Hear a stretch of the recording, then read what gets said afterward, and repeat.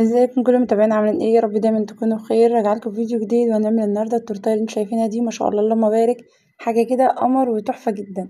هنعملها النهارده في صينيه مقاس 26.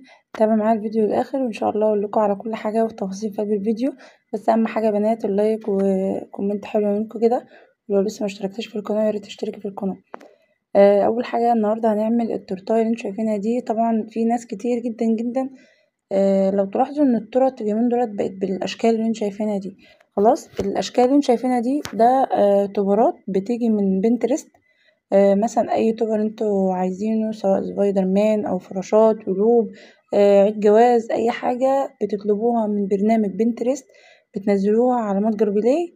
البرنامج ده بتنزلوه من متجر بلاي وتجيبوا التوبر وتنزلوه عندكم على التليفون، تبعتوه مثلا المكتبة اللي انتوا بتتعاملوا معاه ويقولوا انا عايزة اعمل التوبر ده على ورق فوتو او ورق كوشيه. تقريبا الورقة بتبقى ب6 جنيه، يعني ما بتتعداش ال10 جنيه، وبتبقى ما شاء الله محملة عاملة زي الصور اللي انتوا بتصوروها في الاستديو. تمام، بتبقى تقيلة كده وفيها لمعة، بتبقى شكلها حلو. خلاص، انا طبعا بطبع الصورة كده زي ما انتوا شايفينها وبقطعها على الاشكال اللي انتوا شايفينها دي. اول حاجة كده يا بنات، مقاس 26 انا بستخدم المقاس ده. 4 بيض بيكون حجمهم كبير، معايا كمان 400 جرام من الاسبونج، معايا فانيليا، ومعايا كمان معلقة محسن جل، معايا تلت كوباية من المية. طيب محسن الجل تعرفي ازاي ان هو شغال؟ لما يكون معاكي شفاف عامل زي الفازلين كده. اهم حاجة ان انت ما تكتريش نسبة او مقدار المحسن معاكي، لان كل ما انت بتكتري المحسن بيبوظ الاسبونج بتاعك، بيخلي فيه فراغات كتير، بيبقى هاشر زيادة عن اللزوم، ما بتعرفيش تشتري الاسبونج من مكاني او تقطعيه. تمام كده. بضرب ده كله طبعا في العجان، واهم حاجه يا بنات يكون العجان بتاعك القوه بتاعته تكون عاليه. طب لو مفيش عندك عجان تقدري تضربي بالمضرب الكهربائي، بس يكون برضو القوه بتاعته عاليه. بس هياخد يعني لو العجان بتعجني فيه 5 دقايق او 6 دقايق، اقل حاجه كده في المضرب الكهربائي يكون يعني من 10 ل15 دقيقه عشان يطلع معاكي نفس الارتفاع بتاعنا. تمام. بجيب بقى ورق حواوشي، بجيب الصينيه بتاعتي ببطنها كده القاعده، وببطن كمان الجوانب، بحيث ان التورتيه بتاعتي ما تاخدش لون من القاعده ومن الجوانب. خلاص كده ببدا ان انا بس الزق كده الورق بتاعي بالاسبونج بتاعي عادي، مفيش مشكله. طبعا الاسبونج ده اسبونج جاهز، انا بستخدم اسبونج دريم، بجيب شكاره 10 كيلو. فبجيبه فانيليا. لو حبيت طبعا اعمل اسبونج شوكولاته بجيب معلقه كاكاو اسباني خام واضيفها على الاسبونج، يبقى كده خلاص اسبونج شوكولاته. خلاص كده يعني الاسبونج الشوكولاته اصلا لو انت اشتريت الشكاره بتبقى اغلى من الفانيليا. خلاص، فانا بجيب بس نوع واحد اللي هي الفانيليا، بقلبه طبعا باسبونج شوكولاته عادي زي ما انا عايزه. خلاص كده عملت طبعا الكميه المطلوبه مني. بعد ما ضربت الاسبونج اخدت نص الاسبونج، لان التورتايه هتبقى نص شوكولاته ونص فانيليا.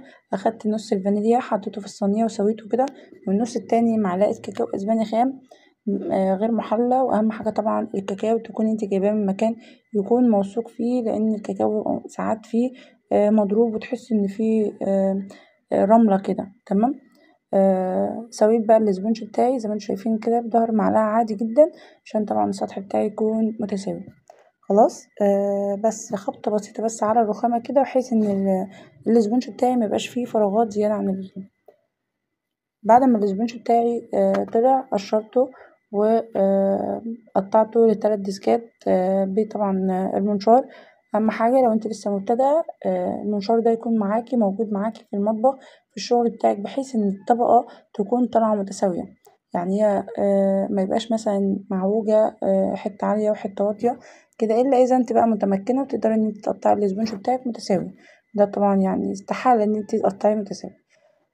جبت القاعدة بتاعتي، حطيت عليها كريمة من تحت، حطيت أول طبقة، تاني طبقة حطيت بعدين الكريمة، حطيت كمان جيلو من الفراولة، هي كانت محتاجة الحشو بتاعها فراولة وجيلو كراميل كمان. حطيت فراولة في أول طبقة، والطبقة التانية حطيت جيلو من الكراميل. طبعا الجيلوات دي اللي كان سألنا عليها بتبقى جاية جاهزة، أكياس كده بالنص كيلو، وطبعا لا بتتخف ولا اي حاجه ولا بتزود لها اي حاجه، هي بتبقى من الكيس على طول وقت الاستخدام، سواء جيلو كراميل سواء جيلو مانجا او جيلو فراوله.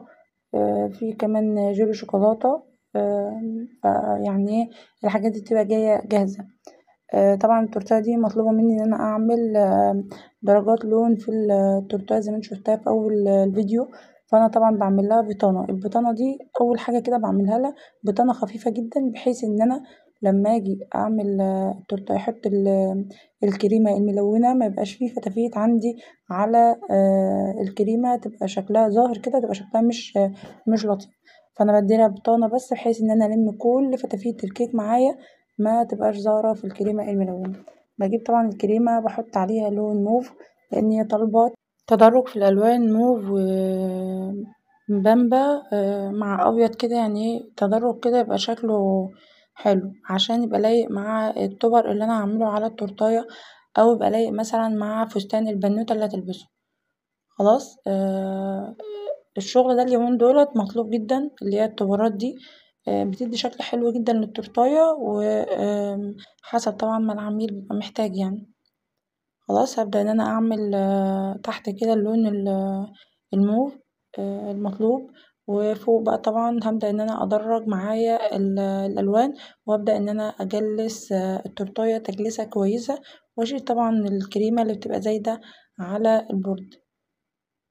خلاص تاني طبقة بقى هعملها تكون بينك زي ما انتم شايفين كده، لونها يعني ايه مع الدرجة اللي بعد الموف.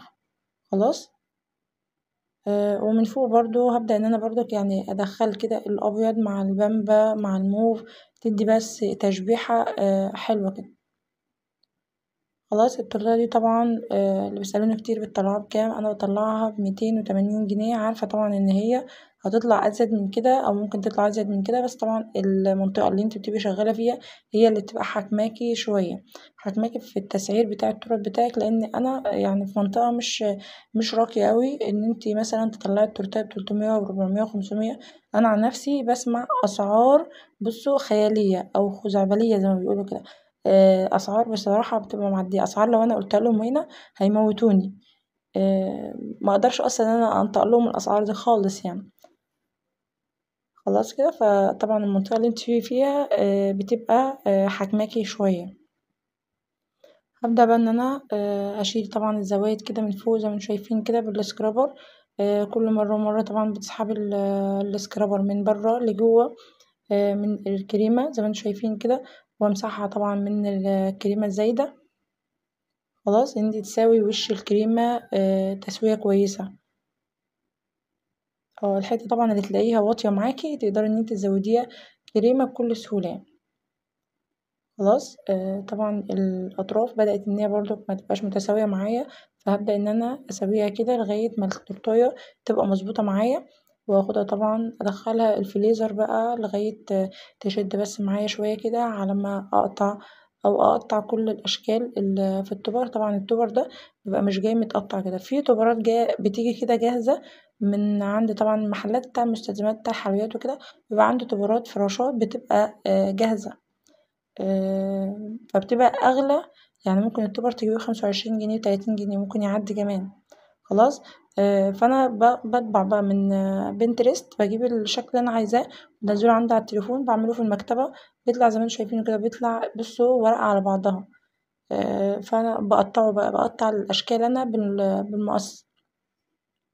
خلاص هبدأ بقى ان انا كده اشيل كل الزوائد اللي على القاعدة، عشان لو دخلتها الفريزر بالكريمة دي هتلاقوا الكريمة لازقة معاكي على القاعدة، فيبقى الشكل مش احسن حاجة يعني. خلاص هبدأ بقى ان انا اجيب مسدس الشمع بتاعي، اجيب خلال الاسنان، خلة الاسنان زي ما انتم شايفين كده، وابدأ الزق طبعا الطبقات اللي هتبقى واقفة على التورتاية. خلاص كده. الطبر طبعا اللي مش هيبقى واقف على التورتاية مبحطلوش بقى اي حاجة.